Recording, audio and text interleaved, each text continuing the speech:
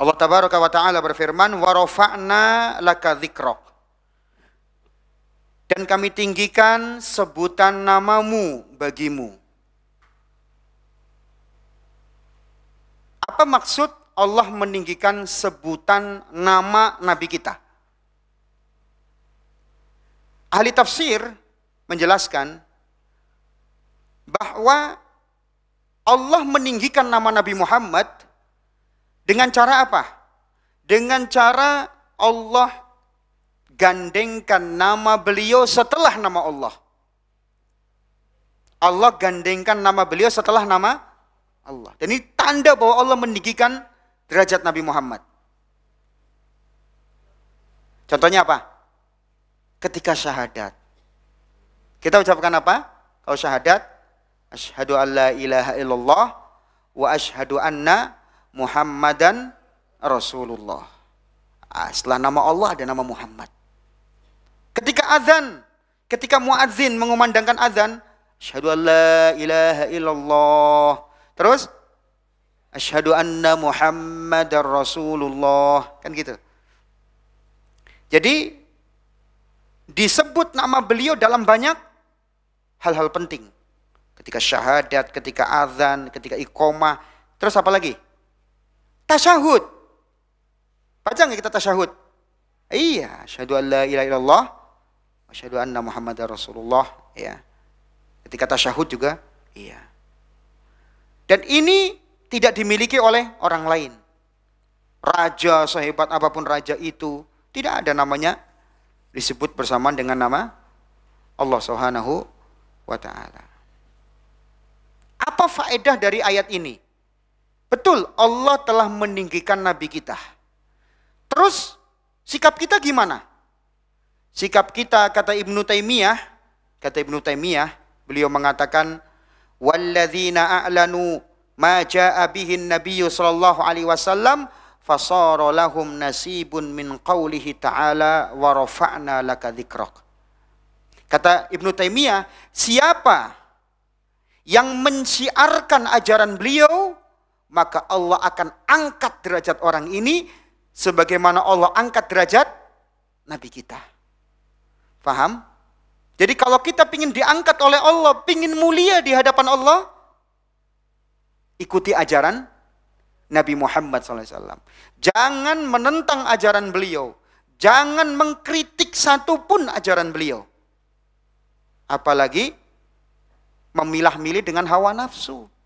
Ini ajaran Nabi cocok, gua ambil. Oh, ini kurang cocok. Kurang relevan zaman sekarang katanya. Ini nggak pantas nih ditinggikan oleh Allah namanya. Jelas? Jadi kalau mau mulia, ikuti jalan Nabi kita SAW. Contoh siapa? Imam Bukhari. Beliau mulia. Kenapa? Beliau meriwayatkan hadis Nabi. Kitab sahih beliau, Imam Bukhari, kitab sahih yang paling sahih. Coba saya tanya, siapa raja yang hidup di zaman Imam Bukhari? Ada yang bisa jawab nggak? Nggak tahu kan? Sama, saya juga lupa. Ini maknanya apa? Raja saja nggak ingat kita, padahal raja loh di zaman itu. Tapi di zaman kita sekarang kita nggak ingat. Imam Bukhari raja bukan? Bukan raja. Kenapa kita tahu nama Imam Bukhari? Allah angkat derajat beliau sebab beliau mensiarkan ajarannya Rasulullah. Iya, Allah muliakan. Ya. Allah, siapa yang membantu majelis taklim nih, yang mengajarkan sunnah ya. Ini membantu majelis taklim, baik majelis taklim offline mau online, bantu itu, karena itu mensiarkan dakwah. Allah akan angkat pasti derajatnya. Allah akan angkat. Yang penting tujuan kita apa? Mensiarkan dakwah Nabi. Imam Bukhari Allah angkat, Imam Muslim juga. Ya. Terus siapa lagi? Banyak, ya. Imam-imam besar yang mereka ahli hadis, terutama Kutubus Sittah yang punya 6 kitab hadis utama, referensi dalam kitab hadis itu, Allah angkat derajat mereka semua. Bayangkan. Padahal banyak raja-raja hidup di zaman mereka, tapi kita nggak kenal siapa raja itu. Tenggelam nama mereka para raja tadi. Tapi ada juga raja yang tetap kita kenal, khalifah yang tetap kita kenal. Contoh siapa? Umar bin Abdul Aziz. Ya, kita kenal beliau. Kenapa? beliau membela ajaran Nabi dengan sungguh-sungguh. Jadi orang yang benar-benar mensyiarkan ajaran Nabi pasti diangkat derajatnya oleh Allah. Ya. Kemudian kata Ibnu Taimiyah, orang yang mensyiarkan ajaran Nabi, dia akan mendapatkan bagian dari firman Allah, dan kami tinggikan sebutan namamu bagimu. Artinya apa? Allah akan angkat juga derajatnya. Ya, seperti tadi Imam Bukhari. Ya, bahkan ketika Imam Bukhari meninggal, ada yang bermimpi melihat rombongan Nabi Muhammad. Ternyata di rombongan itu, dia bertanya kepada Nabi, dia mimpi, ada orang mimpi ketemu Nabi, dia nanya sama Nabi, wahai Nabi Muhammad, kok rombongan Anda banyak banget, ya siapa aja gitu di belakang, ya kata Nabi Muhammad ya di mimpi itu ya, itu di belakang ada Imam Bukhari, kamu ikut rombongan dia gitu. Bayangkan, diangkat sampai sekarang kita mempelajari kitabnya Imam Bukhari, Imam Muslim, ya mungkin juga Imam Nawawi dan seterusnya. Mereka para ulama yang membela ajaran Nabi, Allah pun tinggikan nama mereka. Walaupun mereka bukan raja. Jadi kalau mau mulia, syiarkan ajaran Nabi. Ya Ustadz, kan mereka ulama. Lah kita bukan ulama sih, gimana Ustadz mensyiarkan ajaran Nabi? Yang mulai dari rumah. Kita kan punya keluarga tuh. Syiarkan ajaran Nabi.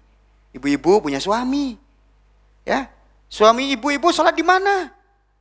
Di rumah. Ibu-ibu nasihati, Pak mau saya kasih kerudung Pak, sholat di rumah, ke masjid Pak, itu. Ya jangan kasar begitu juga, ini contoh. Ya nanti marah lagi, enggak, ini contoh aja Bu ya, enggak harus begitu. Ya, itu ya, itu. Atau kepada anaknya lah, anaknya yang cowok ya, kalau suami mungkin enggak lah kayak gitu juga. Anak lah misalkan ya. Nah ini kalau ngerasa anaknya Umi yang laki-laki, yang jantan, ayo silahkan ke masjid ya. Kalau enggak nanti Umi kasih kerudung gitu misalkan. Nah, ini contoh. Ya sholat di masjid itu mensyiarkan ajaran Nabi di rumah. Ya, mensyiarkan ajaran Nabi apa? Ya, pengajian-pengajian itu dihadiri, pengajian-pengajian didukung, majelis-majelis diramaikan, ya media-media yang ngajak kepada kebaikan didukung. Ya, seperti itu. Yang mensyiarkan sunnah